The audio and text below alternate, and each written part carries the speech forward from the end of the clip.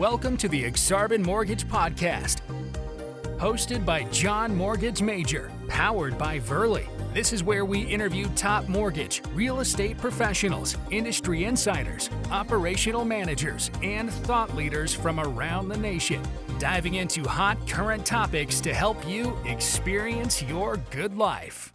Well, welcome back to the Aksarben Mortgage Podcast.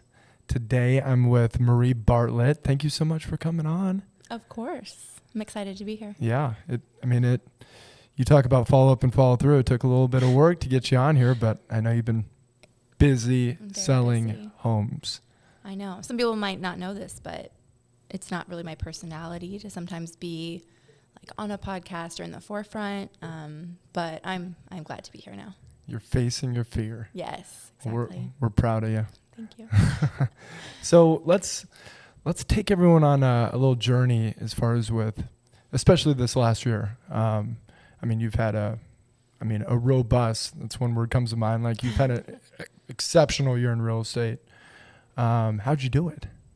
Wow. What a loaded question, John. No, it's been amazing. I kind of didn't know what to expect coming in to 2021 with the pandemic, and I had a baby in August of 2020, so I felt like kind of had a newborn, a lot of life changes, and I came over to KW Elite.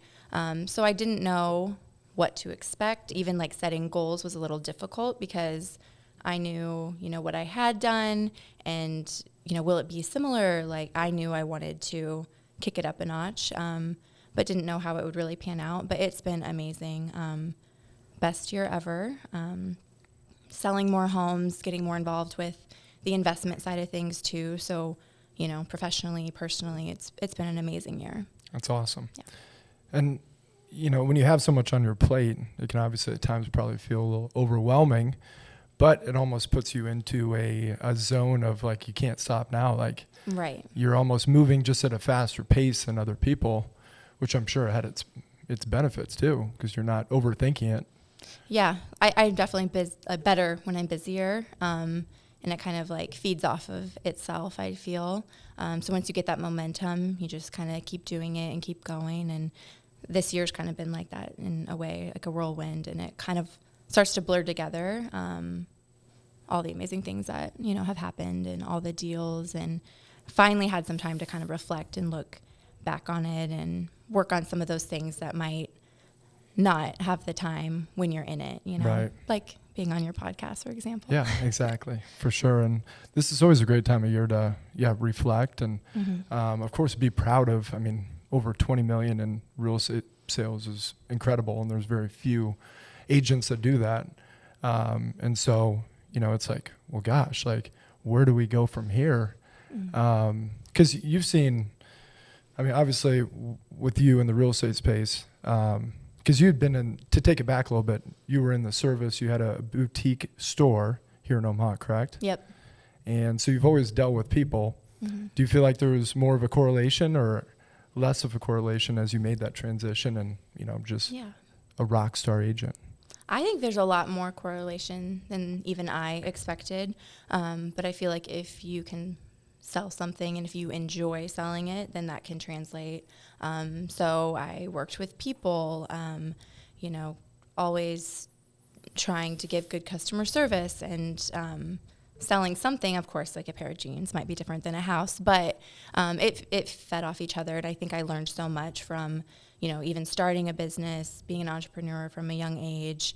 It goes right into real estate because some people can't imagine like, oh, well, I'm interested in real estate, but I can't leave my job or, but I did that. I think I only worked not for 1 year out of college. I had a marketing job for someone else, and I very early learned I don't think that's for me. So I kind of branched off and became an entrepreneur when I was like 24 years old. So that's all I've ever known. It's just get, one thing to the next. So real estate was like a perfect fit for me. Good for you. Yeah. It's going back to, it is a journey, and every step you take, it's like, man, I can do more. Like I'm really good with people. I understand their needs. And, it's one of those things where the more experience you have with people too, the easier it becomes. Well, and I think it's reading people and just kind of, it can be intuitive, natural to some. And I always thought that when I hired people in my store too, like you can teach so much and you can tell them, hey, this is what we want to do and this is how we do it. But there's some things that I don't think can be taught or coached. And just even, with your buyers or sellers, trying to kind of what they might be thinking or what they might be feeling. And that's like such a huge part of it, I think. Mm-hmm. And I mean, we've done a handful, if not more, deals together this year. And I've always been so impressed with your ability to help people see what they maybe didn't see, which is certainly translate to your design with whether it be a flip or, just helping somebody sell their home. Curb appeal matters. Yeah. And I know you like the black and white, and you've kind of created this, Bartlett Blend per se in regards to your style. Can you maybe speak on that a little bit as far as how that came to be? I almost feel like it ties together, of course, every day, but I almost have like a couple different pieces of my business. I'd say one, a retail agent helping buyers and sellers. And then the other side's kind of the investment side, design. But I love that that's kind of why, the Bartlett Blend. And I also bring in some of my family, and me and Clint have that blended big family. So I just love to be able to share some of that like lifestyle. And I think it has helped me with my clients because now, they might ask, what can we do to our home? Will you come look at it before we list it? Or, maybe they didn't think that they would consider a fixer-upper, but if I, will help with advice or come look at it, maybe they would. I also have people that say, hey, if you get a flip in this area, let me know. We'd love to buy a house that you guys do. So I think it just ties together in so many ways, even though kind of my rental investment side is kind of a different business than my agent. It definitely, I love that I can kind of bring it all together and works hand in hand like every day. So. Oh, absolutely. And I'm sure, correct me if I'm wrong, but has that not helped, get top dollar for your sellers when you're making adjustments, as far as just cleaning things up or accenting certain colors or less of it? And I think having that firsthand experience has been great. It's not just someone saying like what you should do. It's like, well, when I did this or when we do this, that's what I would do. I'm like, you don't have to, and there's a lot of, in the way the market has been, you can list a property as is, you can, anything in between, and it probably will sell. But if you want top dollar for your house, and everyone's situation is different, some people might be on a time crunch, but I definitely love to be able to like offer that first-hand advice or what might speak to the general public, because some people don't, like, to me it's supernatural and like an instinct to say, oh, we could do this. I enjoy like keeping up with the trends, and it's like a passion and a hobby of mine. But when people don't, I love to be able to say, well, I really like this paint color, or, what are you thinking? Here's some options, or look on my Instagram and we can go to the tile store together. So I love that part. Give them a little extra insight. Yeah. Well, and I mean, how many units here in 2021 are you talking that you've done roughly? I think on the board is like 75 units like buy sell. There's some off market just from like my investments when sometimes like when I purchase a house or for whatever reason, some beyond that, but I'd say probably 75 to 85 units this year. Yeah. I mean, you're talking on average over 6 deals a month, which, last time I checked, the average real estate agent is doing maybe 1 a month. So just think about how many more situations that you're running into of things that work, things that maybe don't work as well. Yeah. And I think that's important for people to know. Yeah. Well, and I think every day I learn more. It's crazy. Year one, you're like, wow, I learned so much. And then, being kind of my 3rd, 4th year in the business, like I'm still learning, but having a lot of that repeat transactions, I feel like you do come into so many situations where it just makes you a better agent, Yeah. doing more deals, meeting more people, doing different kinds. And I love that I feel that I've had a lot of well-rounded experience. I've done some land, I mostly do residential, a lot of first-time buyers, upgrading buyers, some luxury. So a lot of people don't have that much experience in a couple years, and I'm really grateful. I've done a mobile home, just why not? So a lot of that experience, I think, helps you in the future. Like, yeah, I have done that. I do know how to do that. And then you get more confident. You get more referrals. And I love the business. And the opportunities start to come to you, I think, rather than, you're kind of at first, you're looking for them, you're asking for them, and just hoping someone comes around. And then it's just been amazing. Like, people reaching out, referring. So. Well, and that's where, digital marketing, whether you believe it or not, is a big deal, because you're getting eyeballs and sharing your story and being transparent about what's going on in the day-to-day. People are able to follow along. Yeah. And I'm sure there's been, several situations where they comment on a story picture like, wait, you did this and it sold for what? Yeah. And I'm actually a pretty private person, but I love social media. So that kind of seems opposite, but I like to share things. I love the design aspect. So of course that goes with like videos and photos and sharing my life, but deep down I'm pretty private. So it's kind of trying to be both, be authentic, but also share that. And I think people do appreciate it, and it has led to a lot of connections in business, which I love.